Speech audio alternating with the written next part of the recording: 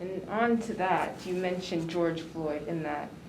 So what was your reaction, like your first initial reaction of Breonna Taylor, Ahmaud Arbery, and George Floyd? Like, it's another one, just another one. I was desensitized being black. You just killed another one. You just guys, like the society picked it up, and then they put it back down. It's cancel culture. It was cute to have a pep rally here for 17. I call it a pep rally. It's a pep rally.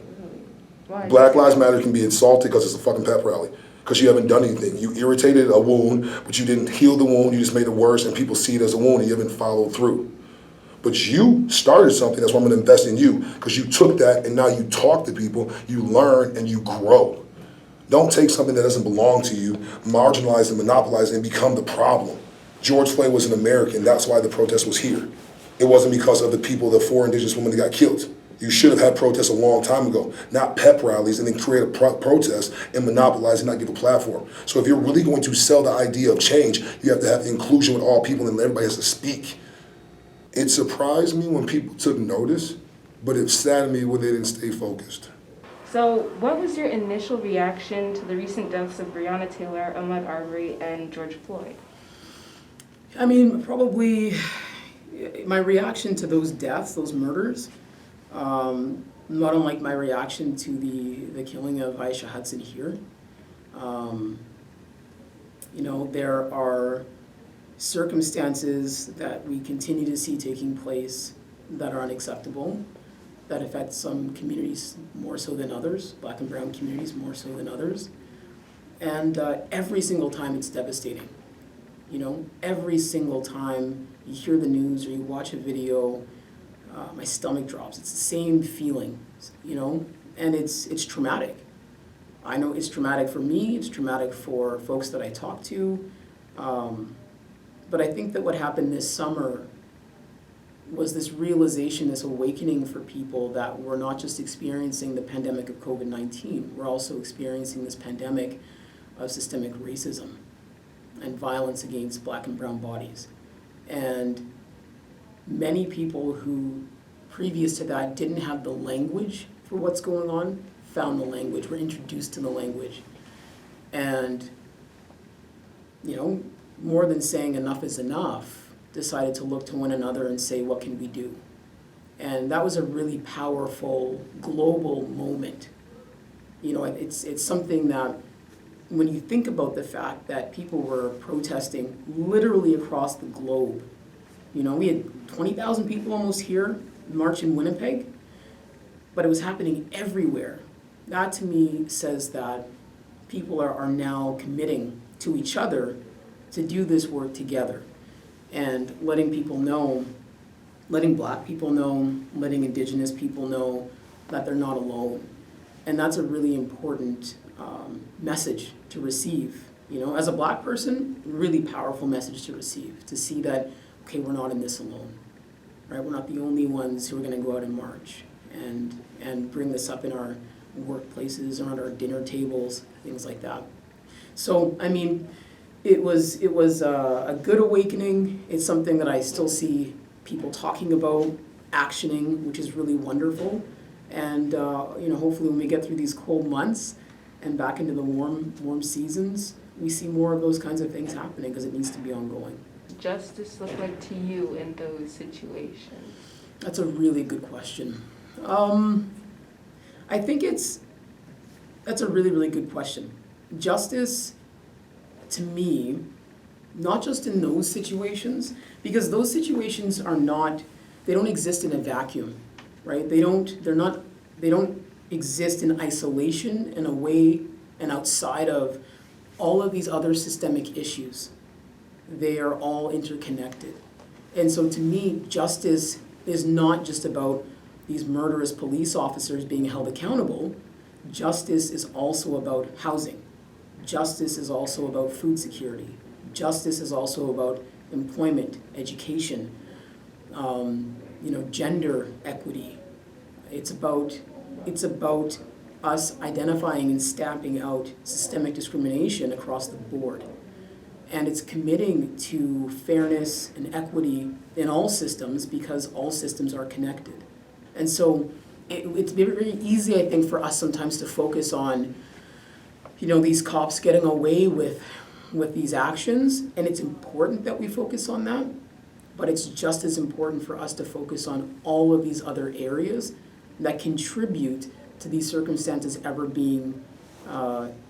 happening in the first place.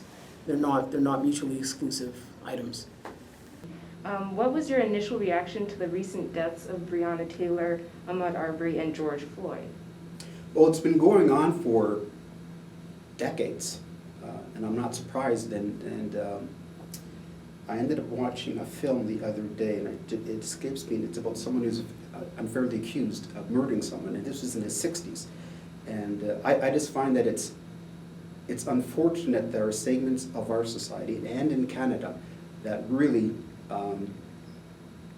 don't understand the impact that is having on African Canadians or African Americans or people at large, that you can be pulled over for no reason at all, not resist, and still get shot and killed. It's absolutely terrible. Mm-hmm. And what does justice look like to you in these situations? Well, it's an injustice, I would say. I mean, again, it's not all elements of society, but there's an injustice, in particular with our members of our police force, particularly in the States, that, yeah, it's power. It's power, and it's dehumanizing life for African Canadians. It's dehumanizing life for African Americans, and it will not go away anytime soon. What was your reaction to the recent deaths of Breonna Taylor, Ahmaud Arbery, and George Floyd? Mm-hmm. Yeah, I think for me, that's what definitely made me angry about everything. In fact, it happened so back to back to back to back, and Black Death is something that I also think about too. It's become so normalized. Oh, this person was murdered by the police, and that having to be retaught to me, where I'm no, that's not normal. So having it back to back, with George Floyd, all the different people that were murdered, it definitely hurt a lot. And I think that's what, during our first rally too, we made sure to say happy birthday to Breonna and mention all the names of the people that were recently have been murdered that were also at least named publicly, because there's also people we don't know about. I think that also scares me too. There are people that are murdered by the police and it's covered up, and we don't know for years, or we don't know for never, right? Because it's the way the police works, and it's definitely very corrupt. So I think for me, it definitely was sad. It was definitely hard to watch those videos, especially with George Floyd. And see him calling out for his mom, and that's just I think about that a lot, and thinking about people don't get to see their parents before they pass away, and especially in that situation. But overall, it's definitely disheartening, and I hope it doesn't happen again. But I think that's in terms of the message that we talk about. It's we don't want that to happen ever again, especially here in Canada too, and in the States and across the world. So yeah, I think for me, yeah, more or less the same thing, just very upset. The Breonna Taylor one hit very close to home, simply because she was at home in her bed. She wasn't doing anything. As Black people and Black youth, you're always taught what not to do, and she was literally sleeping.